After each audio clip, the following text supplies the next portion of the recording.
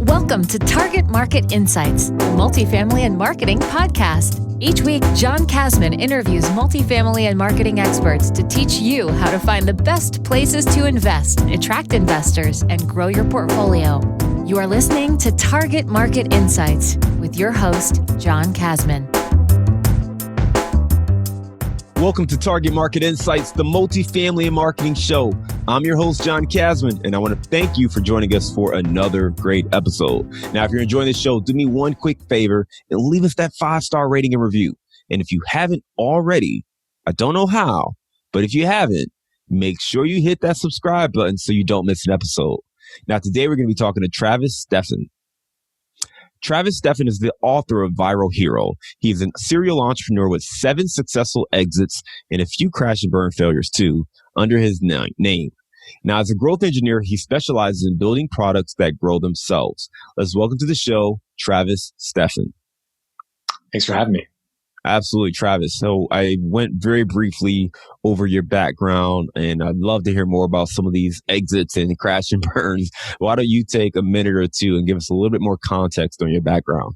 Sure. Yeah, I started my first company when I was in grad school at the University of Northern Iowa. I went to college to play football, got hurt, tore my Achilles, couldn't play anymore. So I did what anybody would do in my shoes. I became a professional online poker player. Parlayed that. I also started fighting professionally. I'd been doing that for a long time on the amateur level. So, fought in the States, fought over in Thailand, came home, retired, got my master's and got more into business. What kind of fighting? So I started boxing when I was 12 and did the whole Junior Olympics, silver gloves, golden gloves, whole routine. And then, went and played, football at UNI for 2.5 years, tore my Achilles. After rehabbing that, turned pro in MMA here in the States, and then went over to Thailand, fought Muay Thai there, and then came back and said, no more punches in the face for a living. There's no money in this. And so just decided to start using my brain and keeping all my teeth and my nose intact. From there, just got involved in, I had no business education whatsoever, had no idea what I was doing. So I was basically learning by messing up. Learning on the fly and making mistakes, invested my student loan check into my first company, which is I wouldn't recommend anybody do that, but it seemed to work out pretty well for me. I've always had a really good relationship with risk. So that combined with just living really light and being a college student and having experience being poor was helpful. So that, led into my second company, which leveraged my college degrees, which were in health and wellness, physiology and biomechanics, to name a few. And so started a couple fitness companies and just started to become more familiar with the process of selling them and realized, okay, I can build these with next to no budget with a team of freelancers, build them up a little bit and sell them for a multiple, reinvest that capital back into the next one. Over the years, I've just become more and more seasoned, have created my own little educational track. And today I'm running a company called Growflow. We're about 60 people, 1,100 customers, about a little over $5 million in annual revenue. And things are going well. Raised about $10 million to date of investor capital. And like you mentioned, have written a couple books along the way. The one that you talked about was Viral Hero. It's all about viral marketing and self-driving growth from a product architecture perspective and beyond. It's unlike any of the quote unquote viral marketing books that you would see out there that are all about social media, which this is not about at all. And my previous one was an online poker book, so you can ignore that one unless you're a hardcore online poker pro. Listen, funny enough, I've been getting more and more into poker for reasons that we won't get into on this show. But Jay Scott, who is a pretty well-known guy in the bigger pockets and investing space, we were at a mastermind. He actually taught me how to play poker the right way. So I've been looking to put those skills to use for a little bit of time now. Anyway, that has nothing to do with this, but it's certainly good to talk to you about the skills you have. I want to recap a couple things here. So, kind of growing up, you were into boxing, into just physical activities, played football, got hurt, tore your ACL, and ended up, taking those fighting skills once you rehabbed and got into MMA, Muay Thai, and fighting, taking all these punches to the face, which, kudos to you, because I got hit in the face like 2 times, and I said that was not the life for me. So, but you took these punches to the face and then decided to focus more on the fitness side of what you were doing, creating fitness companies. And from there, that really went into this entrepreneurial approach of building companies and exiting these companies, and then kind of started to write the book you mentioned, Viral Hero, and the poker book that you talked about as well. I want to get into kind of the approach, because you mentioned that you didn't have any formal business experience. Mm-hmm. So when you launched the first company, what was that process like, and what kind of triggered you to say, hey, I should make this a company that I can build and grow, given that you didn't have any background there? Yeah, it's a great question. Honestly, I think it served me really well at that point, because I had been an athlete at a fairly high level for a while. And the thing that got me there was process. And it was creating a plan that aligned with training and education and practice, executing that plan every single day reliably, seeing the slow concerted efforts over time yield results in improvement, and then being able to display that improvement in competition. And oddly enough, I actually hated competing as an athlete. Like, in hindsight, I wouldn't have ever admitted it at the time, but when I was deep in the hyper masculine culture that I kind of was raised in, I really didn't enjoy the actual competition portion of sport. I loved the training and planning and repetition portion. And that's really what got me involved and attracted to and improving in business, because basically I was able to, thankfully in the age of Google, was able to create my plans in a more educated way, taught myself things like, user interface design by screenshotting some of my favorite websites and trying to recreate them in Photoshop, little things like that. Took a lot of online courses and just talked to people and asked for advice, just asked for help from as many people who would listen. Tried relentlessly to find mentors. I had none that I grew up around. My folks were very blue collar, and I didn't grow up with any entrepreneurial mentors whatsoever, so I had to find those. So it was just really a process of being okay with being afraid and stepping outside of my comfort zone, which thankfully I had been pretty familiar with athletics and travel and things like that, and just applying it in a slightly different way. And thankfully those lessons have held true across every industry I've been in. I've been in about a dozen industries. I'm a real estate investor as well. And all of it, process is 90% of it. It's 90% the same for everything you do. There are subtle nuances depending on the market or depending on the problem the customer is having or your staffing needs or what have you. But for the most part, your business is a system of systems.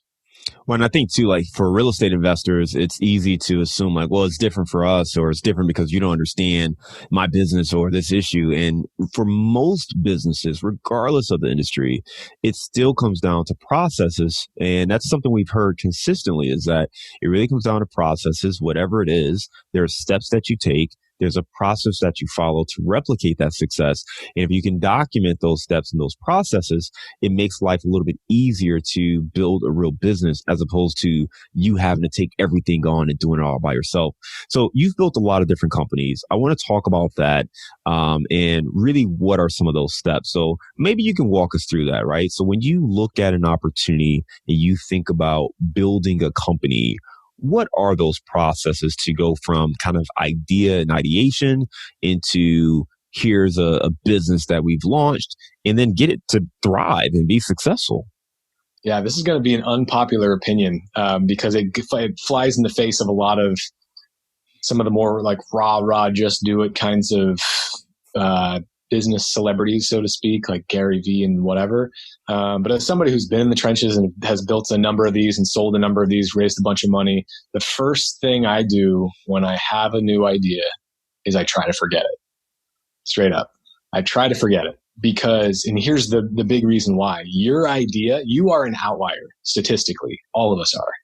We're all one individual opinion with an individual experience on this in this world.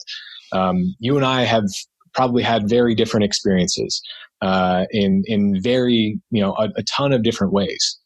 The thing that your business needs to do is harness patterns in the aggregate and to create solutions for the problems that patternistically are occurring across a number of different people. So if you have an idea, 9 times out of 10, it's going to be some degree of wrong.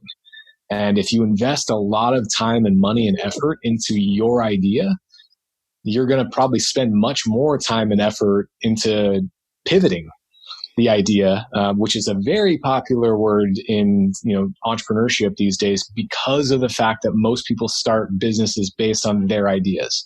And when they get into the market, they find what everybody finds is the customer disagrees. So what I try to do instead, which has been lights out amazing and has really reduced the risk that I incur as somebody who loves risk. Don't get me wrong. And I've made this mistake. I made this mistake for the first half of my career.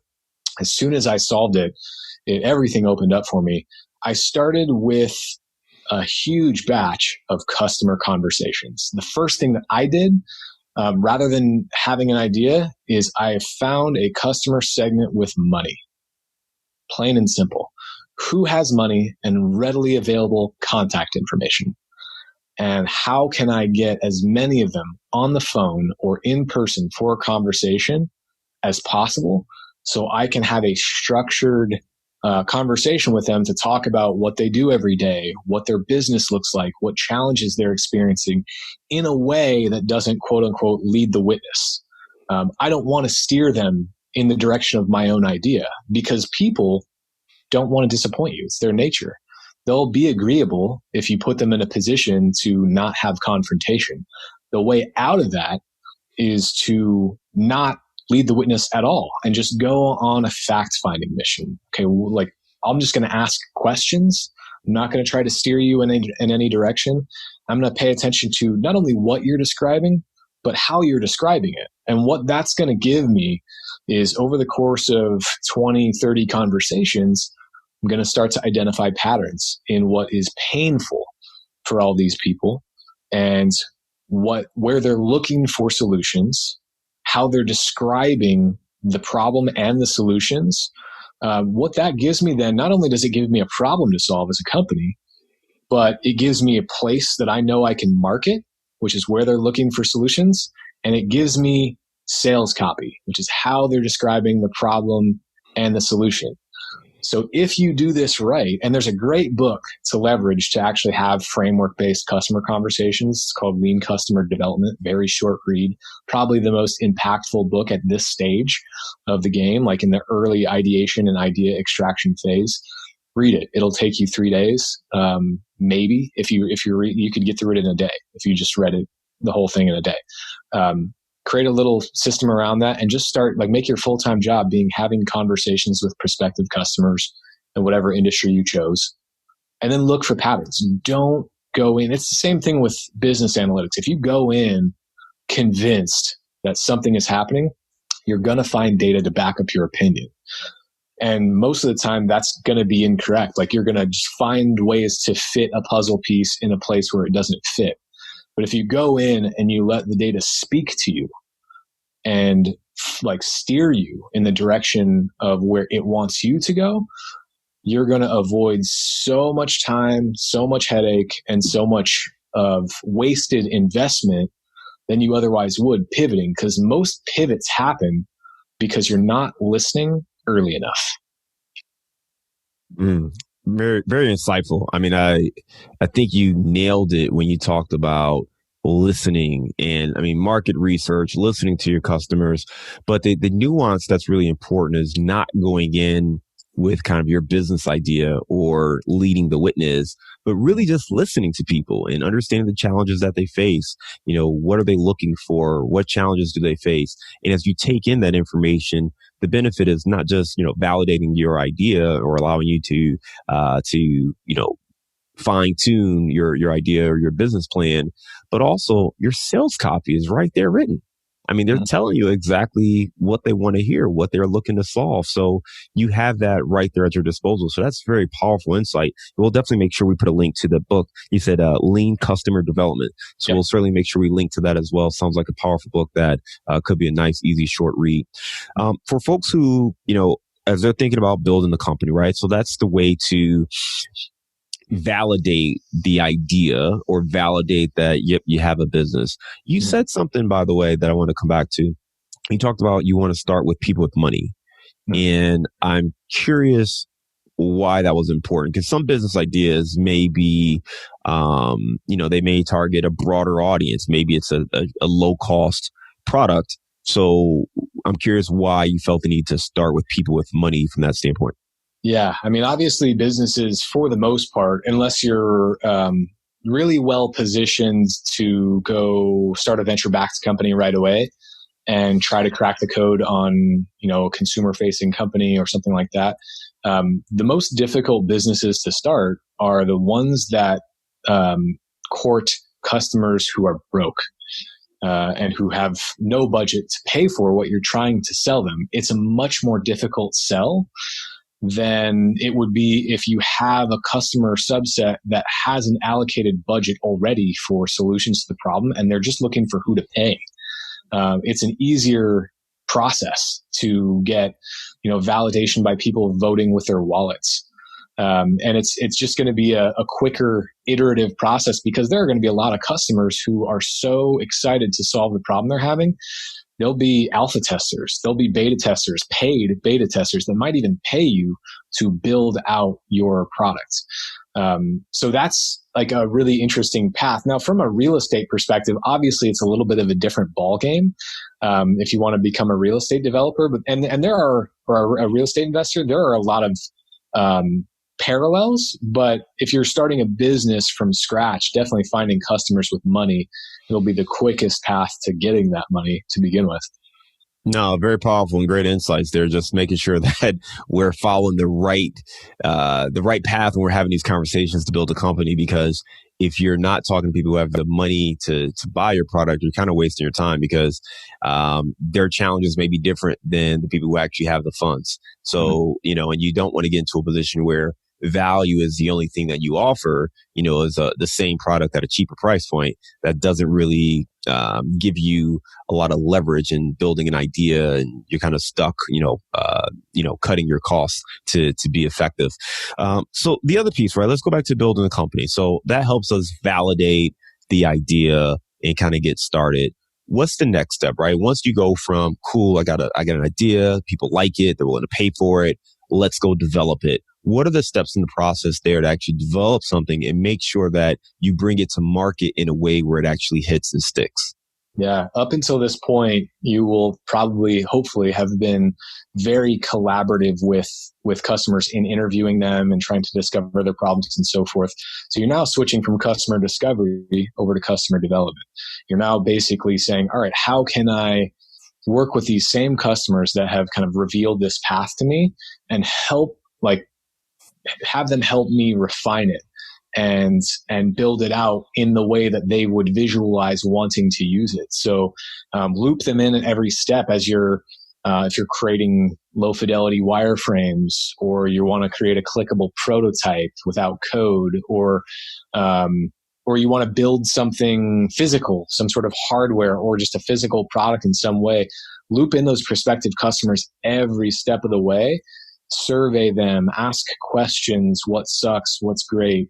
What other products are you using? Why those? What's great and what sucks about those? And just get familiar with what else they're using, so you can try to find patterns in how to build in some maybe habitual mechanics from other things they're already familiar with, which will then in turn reduce what they call user training cost, which is the cost to educate your customer in exactly how they should learn to use your product. If you can borrow familiar mechanics so they instantly know how to use things, that's a huge advantage. So looping them in and keeping them involved all through testing and all through development and so forth. Like, not only are they going to be super invested in your products by the end of that journey and your launch into a wider audience, but they're basically going to give you the majority of the answers you're seeking at that stage. There's a lesson there that's actually really great in, management and employee retention as well. And it's like an old management consulting one line that's, those who help create the plan don't fight the plan. That applies to your customers really well. If they're helping to formulate solutions to their problems, they're going to be invested in actually using those solutions because they feel like they have a voice. Now, the same is true, obviously, when you're managing people and you're managing partnerships and you've got joint ventures or anything like that. If you come to the table with something that you really want to do and you hand it to people and say, we're doing this, there's going to be a lot more friction there, whether they let on or not. They might just have it under the surface and they don't like confrontation. But if you loop them into the process of creating the plan, even just a little bit, you're going to have a much more collaborative and positive working relationship. Yeah, that's a great quote. It's funny. I've heard that quote loosely, but not in the way you just said it. And it made me think of my time in marketing and advertising. And, there'd be everything's subjective, but, sometimes you'd have somebody who has an idea, especially if they're higher up. And if they tell you what their idea is, well, now it's being forced on people and people don't really want to execute this idea because they didn't have a chance to, be a part of it. So it becomes harder to actually create and bring that idea to life. But when people are involved in the plan and they're able to give their feedback, they're more willing to go on board, especially when they're your clients. If your clients have a chance to weigh in and actually give some feedback, well, they're going to be way more likely to agree to the idea to move it forward than fighting you because of something that you want to do and you present it to them and try and shove down their throats. So that's a really good quote there. To repeat it, you said those who help create the plan don't fight the plan. So That's something just to keep in mind as we are thinking about our businesses, working with our clients, working with our customers, and in some cases from a real estate standpoint, working with investors and helping to understand what they're looking to get accomplished and bringing them involved in the process. So really great tips there. I want to fast forward a little bit just because I know sometimes when it comes to learning, we learn a little bit more from our failures than we do our successes. And we've talked about a few crash and burns. And as we talk about building a successful company, tell me about some of the crash and burns and what did you learn from some of those instances? Well, I would say the biggest crash, I've had a number of companies that just haven't taken off for various different reasons, or companies that have briefly, but then leveled off. They were just good little businesses. And that's not really what I'm in business to do. I have a certain scale that I have in my mind, a certain level of impact that I want to make with everything I do, that maybe it's more appropriate for people who want to be lifestyle entrepreneurs, but that's just not what I'm after. The biggest crash and burn failure that I've had, though, I would say when I sold my fourth company, I immediately reinvested all that cash into a fifth one. That fifth one was kind of like a fractional use of a software engineer, managed service kind of company. And it was doing pretty well. I hated running it after about a year because it was a lot more just client problem solving than building cool things for clients. And, if you've ever run a company like that, you know that a lot of people, if they're contracting an agency to do something that they don't understand, they assume it's very easy. They don't understand how much time things take. And it's a lot of just client management and babysitting and so forth. I elected to sell that company to a graphic arts firm in Manhattan. I had gotten a little bit brassy with that sale because I had done it 4 times before already, and they had all gone on perfectly without a hitch. So I didn't follow the same process, didn't go with an M&A consultant or a broker or anything like that. Just went with an attorney and just let it fly. And what I found is the deal that we struck, it was a down payment and then an earn out, which was as the company continues to function, I just get paid until that total amount is reached, and then they own the company free and clear.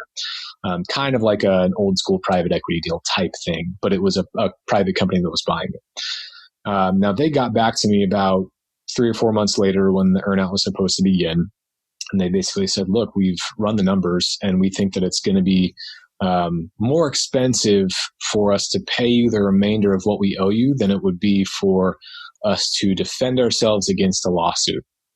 So you can basically go kick rocks and see you later. Now, I, at that time, was very naive, thinking that contracts were very solid things where, okay, you can't break it or like something bad will happen. Turns out, everyone pays tuition.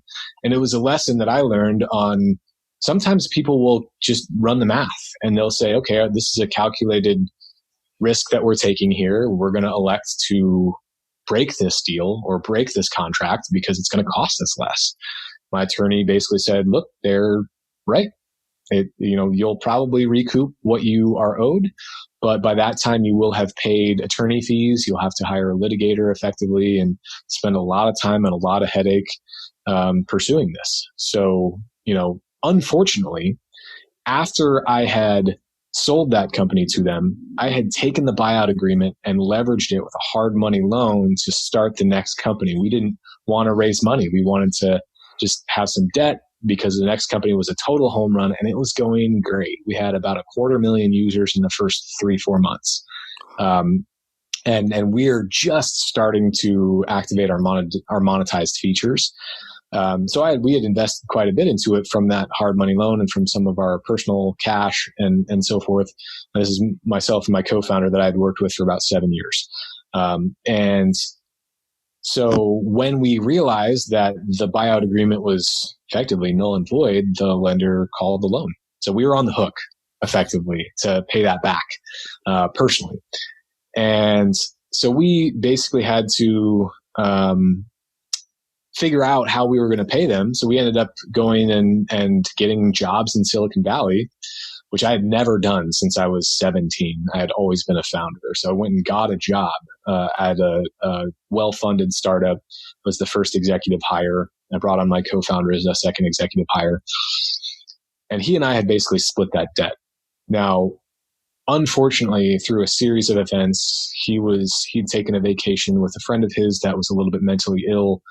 And his friend must have had some sort of an episode up in the Canadian Rockies, ended up cutting his throat and throwing him off a cliff.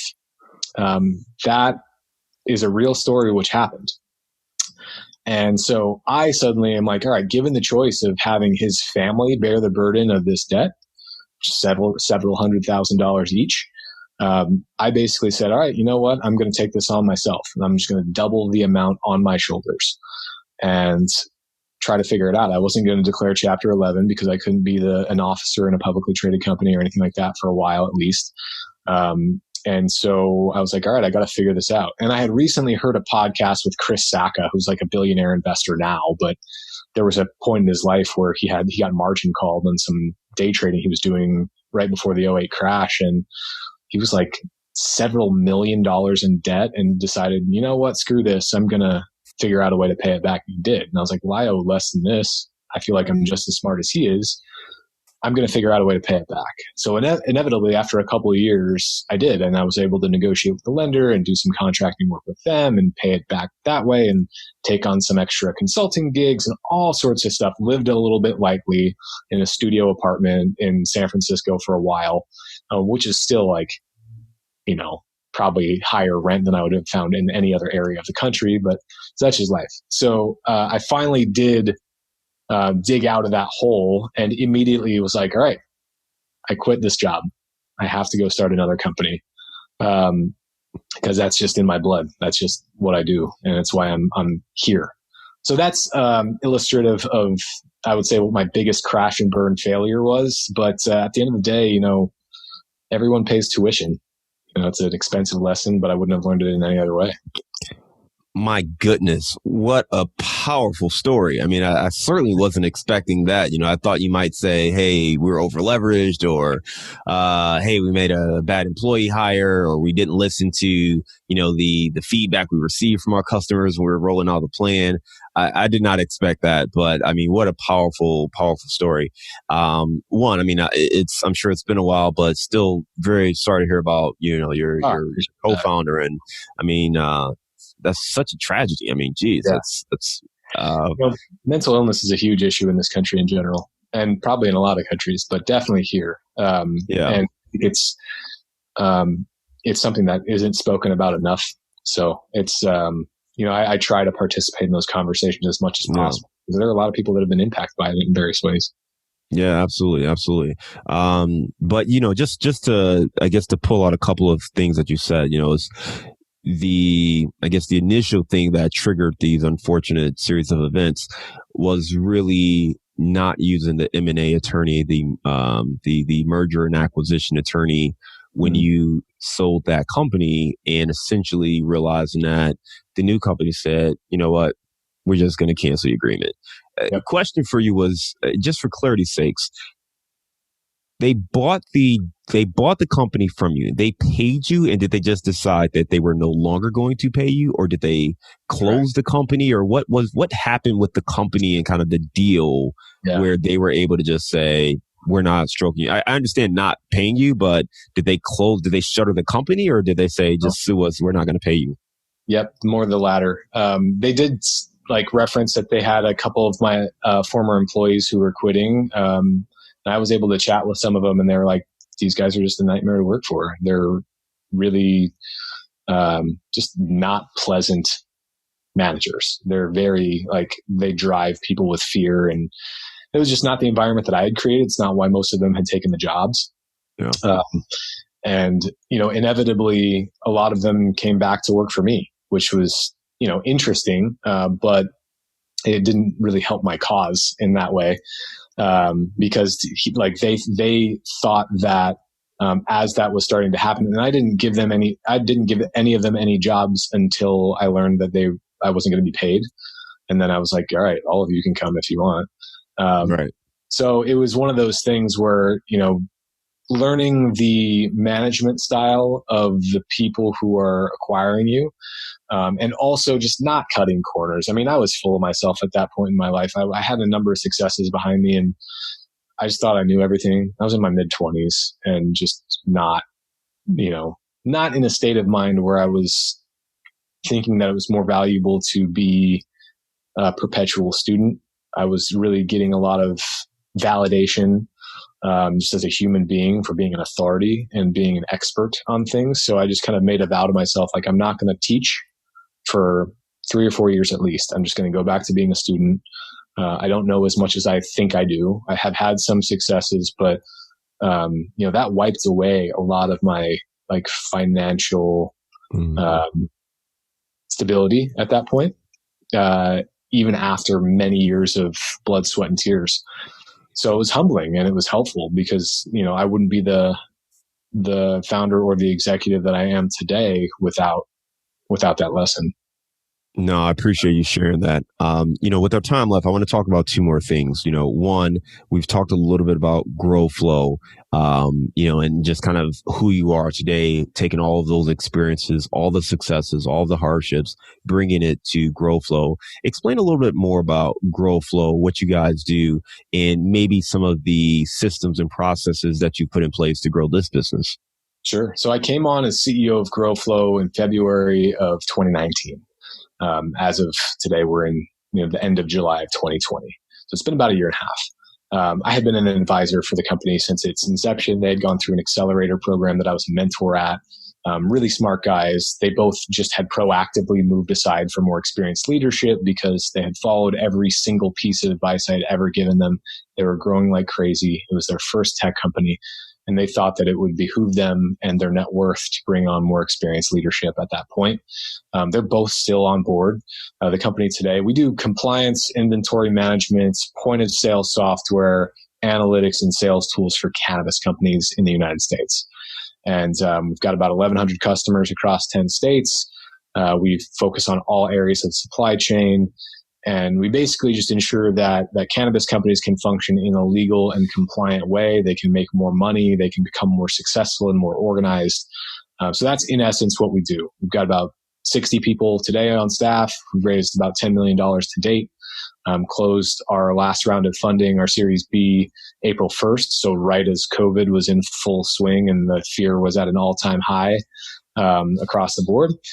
So that was an interesting experience, but we had been raising for about 8-9 months already full time. So, so I mean, the business, I mean, it's hard to pinpoint just one process. The business is a system of systems, and a lot of those systems have systems. So, we have it all starts with the company core values. All of our decisions are made based on those. All of our hiring, firing decisions are made based on those. A lot of our processes are made based on those. Our goal is always to be as efficient and grow as quickly and in as controlled a manner as possible. Is there like an area that do you think would be helpful for me to dig into process? Well, I think what's really interesting is you've talked a little bit, and I read this in your bio, but you focus on building products that grow themselves. Mm-hmm. And maybe we can talk a little bit more about that aspect, because I would imagine most entrepreneurs, they believe that they're the ones who are, growing the business, and they're the ones that are responsible for the success because they're so brilliant. And you're focusing on business that are, have the ability to actually grow themselves. So I'm curious. I know obviously systems and processes is a part of that, but I'm curious of how you structured and just a little bit of how you're able to make that differentiation between a business that can grow itself versus you having to be a superstar in making sure the business succeeds. Yeah, it all comes down to virality. And most people, when they think about that buzzword, they hear it in the way that the media uses it, which is by and large like shares on social media or views of a video on YouTube or something like that. If that's how you're thinking about it, go pick up a copy of Viral Hero as soon as you can. You can get it on Amazon or wherever books are sold. But I'll touch on a few of them today. So backing up, the way to think about viral marketing is where its origin came from. It's a virus, which is a timely subject today. For every person who is a host of a virus, everyone they come in contact with is a potential new host if they are exposed to and contract the virus. If you just think about that definition, people who are hosts of, your product or your messaging or what have you, how can you engineer your product in a way that by coming in contact with others, they can spread your messaging or anything like that, or your brand or a link to your product or anything like that, just through the course of them living their lives. You don't want to make it seem like marketing. You don't want to make it seem like they're effectively sales reps for you. That's where a lot of referral networks go wrong. That's where a lot of social media companies go wrong. Basically, you want to make virality feel like you're adding core product value to the user's life by exposing others to it. So how can I make it something that you want to do because of the value it generates for you? And what I mean by that, I don't mean I'm going to pay you $20 for every user you recruit. That's kind of the lazy path. That's what a lot of people do because they're not sure exactly how to actually offer core value to anyone else. But think about it like this. Let's take a company like Dropbox, for example, a name that most people are familiar with, Dropbox or Google Drive or whatever cloud storage solution you use. One of the core pieces of value of a company like Dropbox is I can store files in the cloud super easily. It doesn't take up space on my hard drive or anything like that. I can also share access to those files with anybody I want. That feels like core value to me. Excuse me. That feels like core value as a user. It doesn't feel like I'm marketing a product to anybody else, but I am. I'm exposing that product to other potential users through the ability for myself to gain more value. I want to give other people access to these files so we can collaborate. Now, add on top of that an incentive for every user who I invite to share files with me on Dropbox. I and they are going to get additional free space, that subjective core value that I came to Dropbox to get. They're not offering me money. They're not offering me swag. They're offering me the exact core value that I came to them to get in the first place, and they're just offering me more of it. So it doesn't feel like, I'm taking advantage of my friends and trying to benefit from some affiliate program because I'm broke or what have you. It just feels like we're both getting a nice, access to a service that's going to help us achieve our goals, and we're getting more of that. So that's like scratching the very basic surface. So rewinding to what most people think virality is, like, let's talk about YouTube. Most people think about viral videos. When you think about YouTube, for example, and there are however many millions of viral videos on YouTube, when I share a video with you, regardless of what that video is, the constant is I am making YouTube more viral. I'm activating and reactivating customers of theirs in their video player, which is their core value. There's a link back to the YouTube website in that player. And it doesn't matter what the media is. The media is just a way to, it's basically like, if you're in advertising at all, how frequently you need to update your ad copy in your assets in order to not allow them to get stale. It's the same thing with any of this media that's on YouTube. The thing that's going viral always is YouTube in that case. If you think about it from a virus standpoint, most viruses, we as human beings develop treatments for, like, let's say the flu. But the flu, as an intelligent entity, evolves, it mutates, and it becomes resistant to the vaccines. If you think about YouTube, if they only shared one video, there would be a ceiling for how many people would care. Everyone's seen it eventually. By having basically unlimited forms of content that get posted there, it's a viral mutation that will ensure that it continues to spread, reactivate their hosts forever.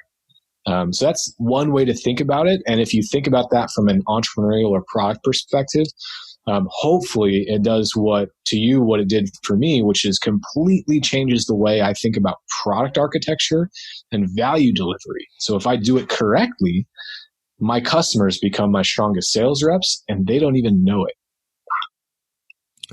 Man, great insights there. Viral Hero is the book that you wrote. If you haven't checked it out, please do.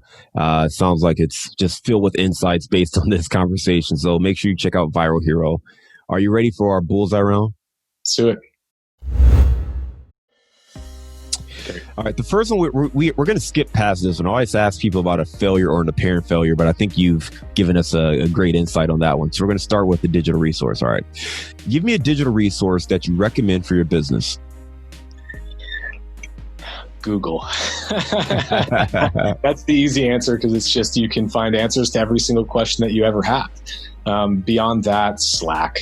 I mean, for sure. It runs all of our communication always.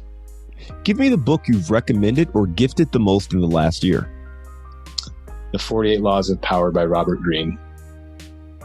Give me a daily habit that helps you stay focused on your goals. I definitely have a morning routine that's maybe a list of 20 different things that I do in order, almost like a pregame ritual for my day. But the one that is most effective is getting up at 5 every day, no matter what. What's one thing you know now that you wish you knew when you were starting out? It doesn't matter if I think I'm smart or if I think I'm important. What matters is how the customer feels about what I built. All right. I know you're out in Marina Del Rey. Great place to get some food. Give me the best place to grab a bite. I'm into this place now called Cauliflower Pizza. I'm not a vegetarian. I'm actually a pretty hardcore carnivore, but I'm trying to reduce the number of calories I take in from garbage. And so I've switched over my normal cheat meal from Domino's to cauliflower pizza, and they have a cauliflower crust, and it's awesome. Awesome. All right. We'll make sure we put that link in the show notes here. Travis, man, you've hit us with a lot of great information. I love the way you broke down really the steps of building a company from, really just taking that idea and forgetting it, and after you throw out what you think the idea is and actually talk to people then you can actually build and really get a better sense of what you need to build in order to be effective. From there, talking about some of the challenges, the mistakes that you've made, the impact that it had on, clawing your way out from underneath a huge pile of debt to building the next successful company, and then everything that you're doing now to date. It's just really informative as far as the way we need to be creating viral businesses and thinking about our businesses from that standpoint. For our listeners who want to get in touch with you, learn a little bit more about you, your businesses, and what you do, what is the best way for them to reach out? You can connect with me on LinkedIn. You can connect with me on Instagram, just at Travis Steffen, 2 F's, 2 E's. I'm not really huge on social media, to be honest with you. They hire people like me to make their products addictive, and I'm a little bit cautious to fall down those rabbit holes. So you won't see me with a ton of followers, but feel free to just connect with me, email me. I do work with a small stable of advisees. I usually take on 5 at a time. So if there are any young founders out there that want help, definitely let me know, and I'll let you know what the program looks like. Travis, thank you again for coming on Target Market Insights, the marketing and multifamily show. I said it backwards that time. Multifamily and marketing is what we normally say. But either way, thank you for coming on the show, man. It's been a pleasure talking to you, and I hope you have a good one, okay? Thanks for having me.